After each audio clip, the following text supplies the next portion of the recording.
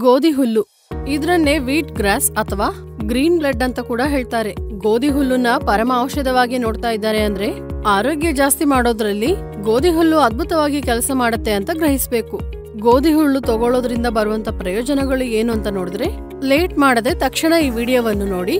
ಶಾಸ್ತ್ರೀಯವಾಗಿ ಗೋಧಿ ಹುಲ್ಲಿನ ಆಕೃತಿ ಹಿಮೋಗ್ಲೋಬಿನ್ ನ ಆಕೃತಿ ಒಂದೇ ತರ ಇರುತ್ತೆ. ಆದ್ರೆ ಗೋಧಿ ಹುಲ್ಲಿನ ಆಕೃತಿಯಲ್ಲಿ ಮೆಗ್ನೀಷಿಯಂ ಇದ್ರೆ ಹಿಮೋಗ್ಲೋಬಿನ್ ನಲ್ಲಿ ಐರನ್. ಈ ತರ ಚಿಕ್ಕ ಚಿಕ್ಕ ವ್ಯತ್ಯಾಸ ಇರುತ್ತೆ. ಅದರಿಂದ ಗೋಧಿ ಹುಲ್ಲು ತಗೊಳ್ಳೋದ್ರಿಂದ ಶರೀರದಲ್ಲಿ ಹಿಮೋಗ್ಲೋಬಿನ್ ಲೆವೆಲ್ಸ್ ಜಾಸ್ತಿ ಆಗುತ್ತೆ. ಅನಿಮಿಕ್ ಪೇಷಂಟ್ಸ್ ಗೆ ಗೋಧಿ ಹುಲ್ಲಿನ ಜ್ಯೂಸ್ ದಿವ್ಯೌಷಧವಾಗಿ ಕೆಲಸ ಮಾಡುತ್ತೆ.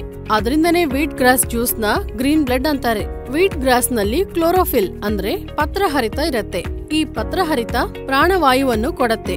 ದೇಹದಲ್ಲಿ ಆಕ್ಸಿಜನ್ ಲೆವೆಲ್ಸ್ ಸರಿಯಾಗಿ ಇದ್ರೆ ಎಲ್ಲ ವ್ಯವಸ್ಥೆಗಳು ಸರಿಯಾಗಿ ಕೆಲಸ ಮಾಡುತ್ತೆ. ಶರೀರದಲ್ಲಿ ಎಲ್ಲಾ ಭಾಗಗಳಿಗೆ ಆಕ್ಸಿಜನ್ ನ ಸಪ್ಲೈ ಮಾಡೋದು ಹಿಮೋಗ್ಲೋಬಿನ್.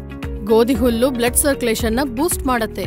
ಅದರಿಂದ ಆಕ್ಸಿಜನ್ ಎಲ್ಲ ಕಡೆಗೆ ಸರಿಯಾಗಿ ಹೋಗುತ್ತೆ.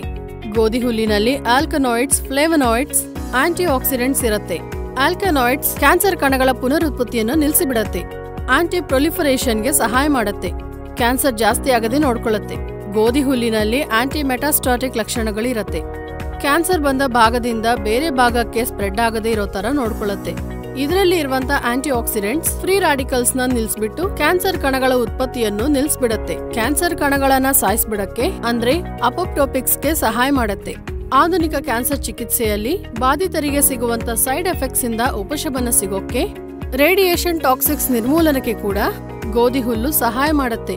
Oral cancer, colon cancer, leukaemia ಬಾಧಿತರಿಗೆ ವೀಟ್ ಗ್ರಾಸ್ ದಿವ್ಯೌಷಧವಾಗಿ ಕೆಲಸ ಮಾಡುತ್ತೆ.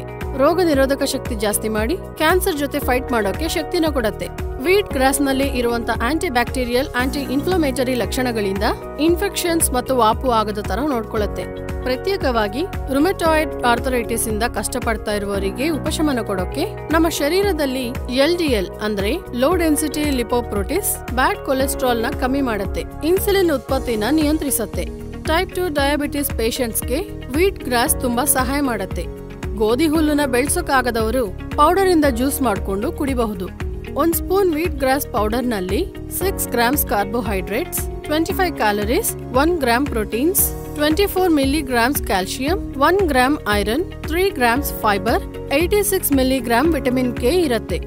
ಬೆಳಿಗ್ಗೆ ಎದ್ದ ತಕ್ಷಣ ನಾವು ನೀರನ್ನ ಕುಡಿದು ಆಮೇಲೆ ಗೋಧಿ ಹುಲ್ಲಿನ ಜ್ಯೂಸ್ ಕುಡಿಬೇಕು. ಹೊಟ್ಟೆ ತುಂಬಿ ಇರುವಾಗ ನಾವಿದನ್ನ ತಗೊಳ್ಳದೇ ಇರೋದು ಉತ್ತಮ. ಆದ್ರೆ ಫಸ್ಟ್ ಟೈಮ್ ತಗೊಳ್ಳುವವರು ಸ್ವಲ್ಪ ಮೋತಾದೆ ತಗೋಬೇಕು. ಈ ಜ್ಯೂಸ್ ನಲ್ಲಿ ಸ್ವಲ್ಪ ಜೇನ್ ಮಿಕ್ಸ್ ಮಾಡ್ಕೊಂಡು ಕುಡಿಬಹುದು, ಅಥವಾ ತೆಂಗಿನ ನೀರಲ್ಲಿ ಜ್ಯೂಸ್ ಅನ್ನ ಮಿಕ್ಸ್ ಮಾಡಿ ಕೂಡ ಕುಡಿಬಹುದು. ಪರಿಮಿತಕ್ಕೆ ಜಾಸ್ತಿಯಾಗಿ ಈ ಗೋಧಿ ಜ್ಯೂಸ್ ಅನ್ನ ಕುಡಿದ್ರೆ ನಾಸಿಯಾ, ಅಸಾಧಾರಣವಾಗಿ ವೇಟ್ ಲಾಸ್, ಅಜೀರ್ಣ, ವಾಂತಿ ಬರೋದು ಈ ತರದ ದುಷ್ಪ್ರಭಾವಗಳು ಬರುವಂತ ಚಾನ್ಸಸ್ ಇವೆ.